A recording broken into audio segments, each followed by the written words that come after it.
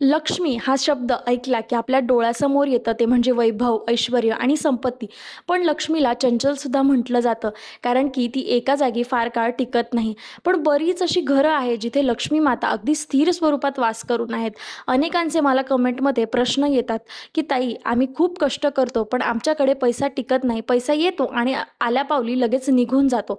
तर आम्ही लक्ष्मी मातांची सेवा कशी करावी किंवा अशा कुठल्या सेवा कराव्या जेणेकरून घरात आलेला पैसा घरात टिकून राहील आणि ऐश्वर्य, संपत्ती वाढेल. तर बरेच लोकं अजून हे प्रश्न विचारतात, की मूर्ती नेमकी कशी असावी? लक्ष्मी प्राप्तीच्या कुठल्या सेवा कराव्या? आणि मागे मी पिवळ्या कवड्यांचा, लक्ष्मीकारक कवड्यांचा एक व्हिडिओ टाकला होता. त्याबद्दल सुद्धा मला बऱ्याच जणांनी कमेंट्समध्ये विचारलं होतं. तर आजच्या व्हिडिओमध्ये आपण पाहणार आहोत लक्ष्मी मातांबद्दल. तर मंडळी, हा देवघर आणि देव्हारा सीरीजचा आपला तब्बल 11वा एपिसोड आहे. आतापर्यंत आपण अनेक देवी देवतांची माहिती घेतली, पंचायतनाची माहिती घेतली. आजच्या व्हिडिओमध्ये आपण लक्ष्मी मातांची माहिती घेणार आहोत, की त्याचं स्वरूप जे आहे ते आपल्या घरात नेमकं कशा पद्धतीने असावं. अशा कोणत्या छोट्या छोट्या चुका ज्या आहेत त्या आपण करत असतो, त्याच्यामुळे आपल्या घरात पैसा येतो, लक्ष्मी माता येतात, परंतु त्या आल्यापावली निघून जातात. त्याच्यामुळे कितीही पैसा कमवला तरीही दैनंदिन आयुष्यात आपल्याला चणचण भासत असते. महिन्याच्या शेवटी पगार संपून जातो. तो तर प्रत्येक नोकरदार घराच्या इथे असत असतो.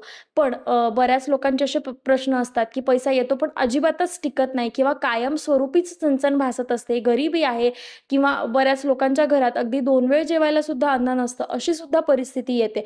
तर नेमक्या लक्ष्मी प्राप्तीच्या कुठल्या सेवा करायच्या जेणेकरून आपल्याला पैशांची चणचण भासणार नाही, धनधान्यांचे कोठार आपल्या घरात भरलेले असतील आणि लक्ष्मी माता स्थिर स्वरूपात आपल्या घरात वास करत असतील.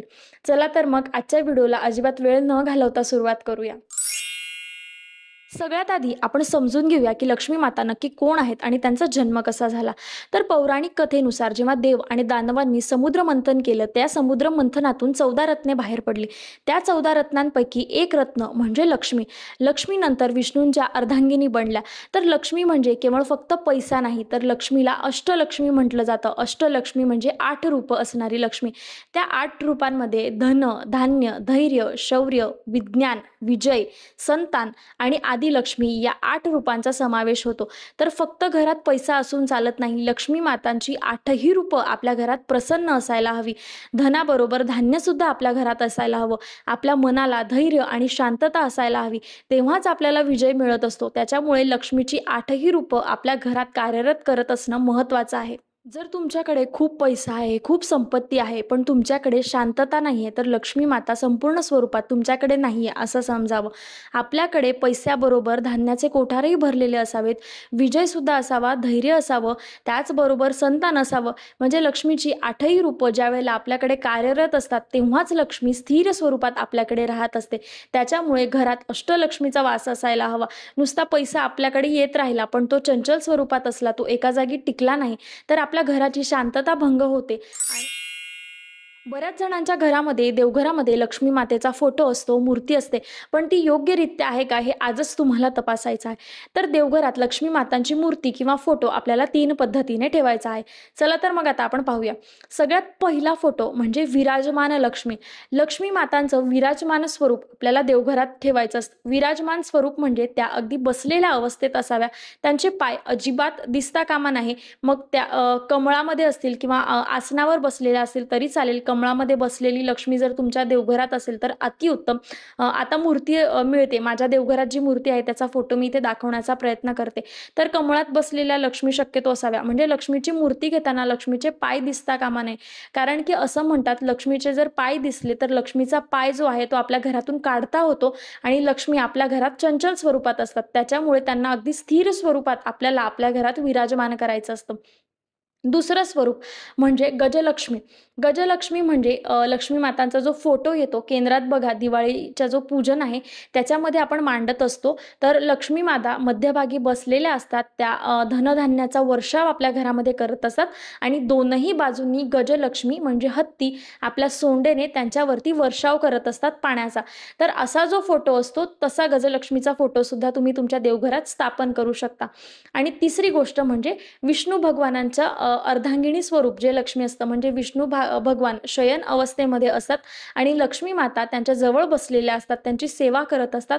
असं स्वरूप सुद्धा आपण पूजा करू शकतो. याच्याने काय होतं माहिती आहे का, कुबेर आणि लक्ष्मी या दोघांचा वर्षाव आपल्याकडे होत असतो. तर या तीनही स्वरूपांपैकी कुठलंही एक स्वरूप तुम्ही तुमच्या देवघरामध्ये स्थापन करू शकता.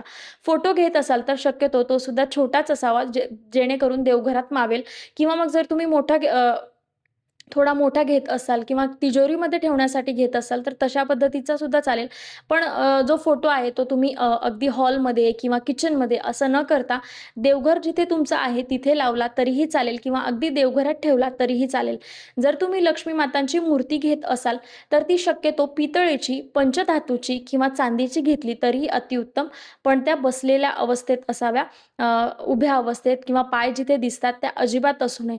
बरेच लोक काय करतात माहिती आहे का, ज्या मातीच्या मूर्ती लक्ष्मीपूजनाच्या वेळेस मिळतात किंवा उभ्या अशा लक्ष्मीसुद्धा मिळतात, ज्यांच्या पाय दिसत असतात अशा उभ्या अवस्थेत त्या असतात.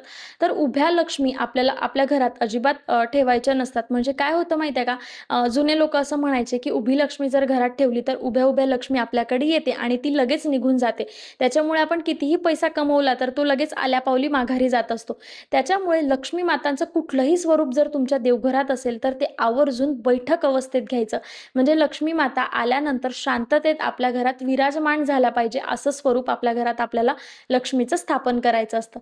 त्याच्यामुळे ही काळजी घ्यायची आहे. जर तुमच्याकडे उभ्या लक्ष्मी असतील तर तुम्ही आजच त्या सन्मानपूर्वक देवघरातून काढून टाका आणि छान अशी 3-3.5 इंचाची जी कमळात बसलेली मूर्ती असते किंवा पाटावर बसलेली मूर्ती असते ती लक्ष्मीपूजनाच्या वेळेस तुम्ही स्थापन करू शकता, नवीन आणू शकता किंवा मग नाही शक्य झालं तर तुम्ही फोटो सुद्धा घेऊ शकता. पण ज्या 3 स्वरूप मी तुम्हाला सांगितलं आहे शक्यतो त्याच्यातलंच एक स्वरूप तुम्ही तुमच्या देवघरात स्थापन करण्याचा नक्की प्रयत्न करा. बघा तुम्हाला प्रभाव दिसून येतील आणि लक्ष्मी जी आहे ती आपोआप घराकडे तुमच्या आकर्षित होईल आणि चंचल स्वरूपात नसून ती स्थिर स्वरूपात तुमच्या घरात असेल. लक्ष्मी मातांचं आपल्या देवघरातील स्वरूप कसं असावं ते तर आपण पाहिलं. पण आता लक्ष्मी माता आपल्या घराकडे आकर्षित करण्यासाठी आणि लक्ष्मी प्राप्तीसाठी नक्की आपल्याला कुठल्या सेवा किंवा तोडगे करायचे आहे हे मी तुम्हाला आता आजच्या व्हिडिओमध्ये सांगते. तर मी तुम्हाला 2-3च तोडगे आता सांगणार आहे, कारण की याच्यावरचे सविस्तर व्हिडिओ आपल्या चॅनलवर ऑलरेडी आहेत. त्याची लिंक डिस्क्रिप्शन बॉक्समध्ये दिलेली आहे, नक्की एकदा बघा. तर सगळ्यात पहिल्यांदा आपल्या घराचा जो उंबरठा आहे म्हणजे आपल्या घराची जी चौकट आहे ती अगदी सुंदर, सुस्वच्छ आणि सुशोभित असावी. कारण की लक्ष्मी माता तिथूनच आपल्या घरात येत असतात. आपल्या घराची जर चौकट अगदी घाणेरडी असेल, धूळ खात असेल किंवा तिला काहीच व्यवस्थित सजवलेलं नसेल, म्हणजे अगदी त्याच्यावरती धुळीचा थर साचलेला असेल, बाहेर अस्ताव्यस्त चपला पडलेल्या असतील, तर अशा घरात मला सांगा, असं जर बाहेर अंगणाचं स्वरूप किंवा दाराचं मेन दरवाजाचं स्वरूप जर तुम्ही बघितलं तर तुम्हाला तरी कोणाच्या घरात जावंसं वाटेल का? तर ज्याच्यामुळे आपलं मन प्रसन्न असेल ना, आपण अशा गोष्टी करत असतो. तर त्याच्यामुळे आपण जर आपल्या घराची चौकट सुंदर ठेवली ना तर लक्ष्मी माता सुद्धा आपल्या घराकडे आकर्षित होत असतात. त्याच्यामुळे आपल्या घराचा उंबरठा जो आहे तो अगदी स्वच्छ असावा. त्याच्यावरती मंगळवार, पौर्णिमा, अमावस्या, गुरुवार असे विशेष हळदीचं लेपन करावं. रांगोळी काढून दरवाजा अगदी सुस्वच्छ असावा. अस्ताव्यस्त चपला असू नये, त्या अगदी एका कोपऱ्याला व्यवस्थित ठेवलेल्या असावा. चौकट सुंदर असली तर लक्ष्मी माता आपोआप तुमच्या घराकडे आकर्षित होतील. बरेच जण घराच्या उंबरठ्यावरती किंवा दाराच्या बाहेर लक्ष्मीची पावलं लावत असतात. तर लक्ष्मीची पावलं लावताना लक्ष्मीची पावलं जी आहे ती आपल्या घरात येणारी असावी, बाहेर जाणारी नसावी. तर लक्ष्मीची पावलं घेताना नक्की म्हणजे दरवाजावरती लावताना ही एक गोष्ट कायम लक्षात घ्या. त्याच्यानंतर आपल्या घरातला जो झाडू असतो तो लक्ष्मी स्वरूप असतो किंवा आपल्या घरातला जो कचरा असतो तो सुद्धा लक्ष्मी स्वरूप असतो. त्याच्यामुळे त्याची विल्हेवाट व्यवस्थितरित्या लावायची आणि झाडूला पाय लागता कामा नये किंवा तो कुणाला दिसता कामा नये अशा पद्धतीने आपल्याला घरात ठेवायचा असतो. तिसरी गोष्ट, जो कोणी आपल्या घरातील कर्ता पुरुष किंवा कर्ती स्त्री आहे म्हणजे जे कमावते लोक आहेत, तर ते घराच्या बाहेर जाताना कायम त्यांच्या स्वरूपात 10 रुपयाची जी नोट आहे किंवा कुठलीही नोट तुम्ही घेऊ शकता, ती पिरॅमिड करून समोरच्या खिशामध्ये किंवा आपल्या पाकिटात आपल्याला ठेवायचे आहे. कारण आपले आजी आजोबा सुद्धा म्हणायचे की लक्ष्मी लक्ष्मीकडेच धावत येत असते. तर त्याच्यामुळे कधीही घराच्या बाहेर पडताना किंवा घराची चौकट ओलांडताना सगळ्यात महत्त्वाचं म्हणजे जर कुठलं शुभ कार्य करण्यासाठी जात असाल तर अजिबात रिकाम्या खिशाने जाऊ नये. नेहमी खिशात थोडे पैसे किंवा जसं मी तुम्हाला सांगितलं ते 10च्या नोटेचं पिरॅमिड किंवा 20ची असेल कुठलीही नोट असेल तर त्याचं पिरॅमिड करून आपल्याला समोरच्या खिशामध्ये किंवा पाकिटामध्ये ठेवायचं आहे. याच्याने लक्ष्मी लक्ष्मीकडे लक्ष्मीकडे आकर्षित होत असते आणि तुमच्या घरामध्ये जो पैसा आहे तो वाढत्या स्वरूपात असतो. त्याच्यानंतर लक्ष्मी प्राप्तीच्या सेवांमध्ये दोन महत्त्वाच्या गोष्टी आपल्याला देवघरामध्ये ठेवायच्या आहेत. एक म्हणजे श्रीयंत्र आणि दुसरं म्हणजे पिवळ्या कवड्या. तर या दोनही गोष्टी लक्ष्मी आकर्षित करण्यासाठी खूप उपयोगी ठरतात. श्रीयंत्र आपल्या देवघरात असायलाच हवं. मी आधीच्या व्हिडिओमध्ये सुद्धा सविस्तर सांगितलेलं आहे की श्रीयंत्र म्हणजेच आपल्या लक्ष्मी मातांचं आसन आहे. लक्ष्मी माता त्याच्यावरती विराजमान होत असतात. तर देवघरात जर तुम्ही लक्ष्मी मातांचं आसन तयार केलं, त्यांना विराजमान होण्यासाठी जागा केली, तर त्या स्थिर स्वरूपात तुमच्या घरामध्ये वास्तव करत असतात. तर त्याच्यामुळे श्रीयंत्र आपल्या घराकडे नक्की असावं. आणि पिवळ्या कवड्या ह्या समुद्र मंथनातून जी 14 रत्न बाहेर आली ना, तर त्याच्यातली एक रत्न ही पिवळी कवडी आहे. पिवळी कवडी ही घरामध्ये धन आणि धान्य आकर्षित करत असते. तर त्याच्यामुळे देवघरात तुम्ही पिवळ्या कवड्या ठेवू शकता किंवा घरातल्या तिजोरीमध्ये ठेवल्या तरीही चालतील. पण पिवळ्या कवड्या सुद्धा आपल्या घरामध्ये नक्की असाव्या. मग त्या विषम स्वरूपात असाव्या, 5, 7, 9 अशा प्रकारे तुम्ही ठेवू शकता. पिवळ्या कवड्यांचा सुद्धा सविस्तर व्हिडिओ आपल्या चॅनलवरती आहे, त्याची सुद्धा लिंक डिस्क्रिप्शन बॉक्समध्ये दिलेली आहे. लक्ष्मी मातांची मूर्ती देवघरात स्थापन केली तर लगेच लक्ष्मी माता देवघरात आपल्या घरात यायला सुरुवात होते, तर असं नसतं. लक्ष्मी माता घरात आल्यानंतर रोजच्या रोज आपल्याला सेवा करायच्या असतात. तर रोजच्या सेवेमध्ये लक्ष्मी मातांची कुठली सेवा करायची? तर सगळ्यात पहिली गोष्ट, सकाळ संध्याकाळ आपल्याला देवघरात आणि दाराबाहेर दिवा लावायचा आहे. जसं मी आधी सांगितलं की आपल्या घराची चौकट जी आहे ती अगदी स्वच्छ आणि सुंदर असावी. तर आपल्या घराच्या चौकटीच्या बाहेर नेहमी संध्याकाळी प्रकाश असावा, कारण संध्याकाळी लक्ष्मी येण्याची वेळ असते. तर अंधारात लक्ष्मीला यायला आवडत नसतं. त्याच्यामुळे आपली चौकट जी आहे ती उजेडात असावी. त्याच्यामुळे कायम लक्ष्मी माता आपल्याकडे स्थिर स्वरूपात असतात. त्याच्यानंतर दुसरी गोष्ट, सकाळ किंवा संध्याकाळ, सकाळी नाही जरी झालं तरी किमान संध्याकाळी एक वेळा श्री सुक्ताचं आपल्याला पठण करायचं आहे. ही सेवा खूप प्रभावशाली आहे. बरेच लोक श्री सुक्ताने 16 वेळा म्हणून श्रीयंत्रावर रोज अभिषेक सुद्धा करत असतात किंवा पौर्णिमेला श्रीयंत्रावर श्री सुक्त 16 वेळा म्हणून कुंकुमार्चन केलं तर ही सेवा खूप प्रभावी ठरते. केंद्रामध्ये बऱ्याच जणांना श्रीयंत्रामुळे अनुभव आलेले आहेत. दर महापौर्णिमेला जे लोक कुंकुमार्चन करतात त्यांचे बऱ्याच लोकांचे जे चणचण आहे, आर्थिक ज्या अडचणी आहेत त्यांच्यावरती मार्ग मिळालेला आहे आणि बऱ्याच लोकांच्या अडचणी दूर सुद्धा झालेल्या आहेत. त्याच्यामुळे श्री सुक्त जे आहे ते खूप प्रभावशाली आहे. जरी तुमच्याकडनं 16 वेळा नाही म्हणून झालं तरी चालेल, पण किमान संध्याकाळच्या वेळेला दिवे लागणीनंतर एक वेळा तरी श्री सुक्ताचं पठण आपल्याला करायचं आहे. लक्ष्मी प्राप्तीसाठी कुठल्या सेवा करायच्या त्यासुद्धा आपण पाहिल्या. पण अशी काही गोष्ट आहे ज्या आपल्याला अजिबात घरामध्ये करायच्या नाही, ज्याच्यामुळे लक्ष्मी माता नाराज होऊन आपल्या घरातून निघून जातात. सगळ्यात पहिली गोष्ट, आपल्या घरात अजिबात भांडण किंवा कटकटी असता कामा नये. बऱ्याच घरांमध्ये काय होतं माहिती आहे का, सकाळ संध्याकाळच्या वेळेस थोड्याफार कटकटी होतात, कुरबुरी होत असतात, भांडण होत असतं. तर अशा कुरबुर घरात लक्ष्मी मातांना यायला अजिबात आवडत नाही. त्याच्यामुळे आपल्या घरात भांडण, कटकटी दिवे लागणीच्या वेळेस तर अजिबात नसाव्या.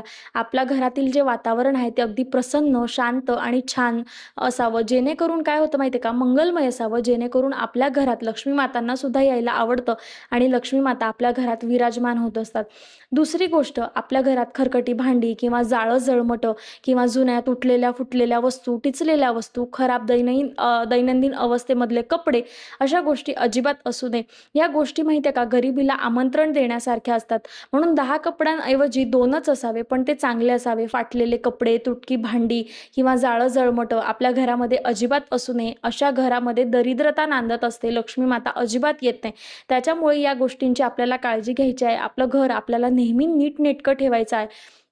ज्या छोट्या-छोट्या गोष्टी आपण दैनंदिन आयुष्यामध्ये करत असतो ना, त्याच्यामधूनच आपण लक्ष्मी प्राप्तीच्या सेवा करायच्या असतात. काही असे नेहमीच आपल्याला टोटके किंवा तोडगेच करत बसायची गरज नसते. नेहमीच आपल्याला सेवा करायची सुद्धा गरज नसते. पण काही छोट्या-छोट्या गोष्टी आहेत ज्याच्यामधून सुद्धा आपण लक्ष्मी मातांना प्रसन्न करू शकतो.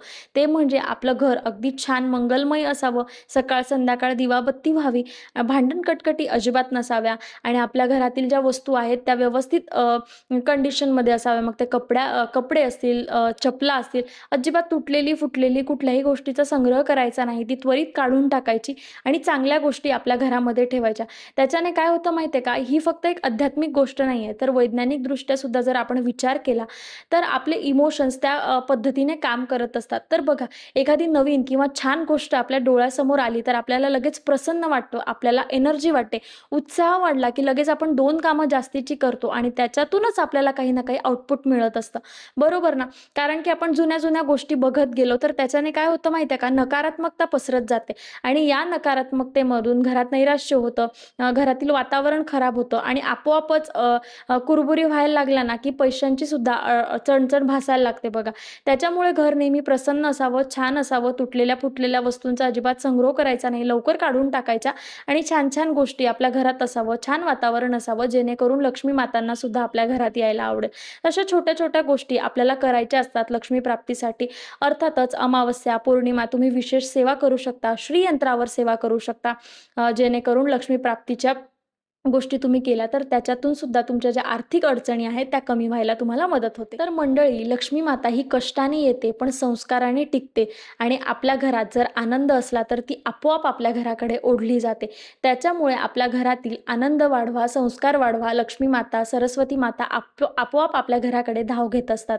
तर पुढच्या व्हिडिओमध्ये मी सविस्तर श्रीयंत्राबद्दल माहिती देणार आहे. देवघरात कुठली यंत्र ठेवायची जेणेकरून आपल्या घरातील जी सेवा आपण करत असतो त्याच्यामध्ये अजून पटीने वाढ होईल. तर पुढचे व्हिडिओ जे आहे ते यंत्रांवरती येणार आहेत. त्याच्यामुळे आपल्या चॅनलला सबस्क्राईब करायला विसरू नका, जेणेकरून जे नवीन व्हिडिओ येतील त्याचे अपडेट तुम्हाला मिळतील. आणि आजचा जो आपला लक्ष्मी प्राप्तीचा व्हिडिओ होता, लक्ष्मी मातांसंदर्भात होता, तो कसा वाटला त्याबद्दल सुद्धा मला कमेंटमध्ये कळवायला विसरू नका. तुम्हाला अजून जर काही शंका असतील किंवा अजून कुठल्या विषयावरती व्हिडिओ हवा असेल तर ते सुद्धा तुम्ही मला कमेंट बॉक्समध्ये सांगा. मी नक्की करण्याचा प्रयत्न करेन आणि जर तुम्हाला व्हिडिओ आवडला असेल तर तुमच्या नातेवाईकांपर्यंत सुद्धा पोहोचवा. श्री स्वामी समर्थ.